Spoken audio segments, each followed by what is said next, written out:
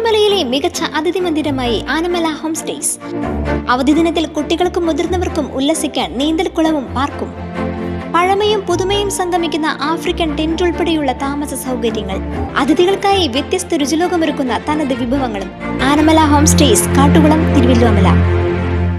വടക്കാഞ്ചേരിയിലെ ആദ്യകാല പത്രപ്രവർത്തകൻ പനങ്ങാട്ടുകര കണ്ടങ്ങ വീട്ടിൽ KS നായരുടെ നിര്യാണത്തിൽ വടക്കാഞ്ചേരി പ്രസ് ക്ലബ്ബിൽ അനുശോചന യോഗം ചേർന്നു. വടക്കാഞ്ചേരിയിലെ ആദ്യകാല മാധ്യമപ്രവർത്തകനും വടക്കാഞ്ചേരി പ്രസ് ക്ലബ്ബ് മുൻ പ്രസിഡന്റുമായ KS നായരുടെ നിര്യാണത്തിൽ വടക്കാഞ്ചേരി പ്രസ് ക്ലബ്ബ് അനുശോചന യോഗം നടത്തി. യോഗത്തിൽ press club president Ajeesh Karkkadakath അധ്യക്ഷനായി. പഴയകാലത്ത് ഇന്നത്തെ കാലഘട്ടം പോലെ വലിയൊരു എളുപ്പമുള്ള മേഖലയല്ല. പത്ര വാർത്തകളും പത്ര ഏജന്റായി തുടങ്ങി പത്ര റിപ്പോർട്ടറായിട്ടൊക്കെ ലേഖനവുമായിട്ടൊക്കെ പ്രവർത്തിച്ച ചെങ്കൽകുട്ടി നായർ അന്നത്തെ കാലഘട്ടത്തിൽ ഒരുപാട് കഷ്ടപ്പെട്ട് നമ്മുടെ വാർത്തകൾ വണ്ടിയിൽ കവറിലിട്ട് കൊടുത്തേക്കുന്ന അവസ്ഥയിലും ഒക്കെ പിടിച്ചു നിന്നുകൊണ്ട് ഈ മേഖലയിൽ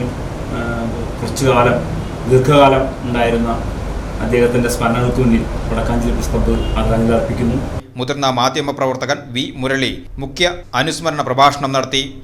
ശങ്കരൻകുട്ടി നായർ പിന്നീട് ഞങ്ങളൊക്കെ തന്നെയാണ് അദ്ദേഹത്തെ KS ആക്കിയത്. ശങ്കരൻകുട്ടി നായർ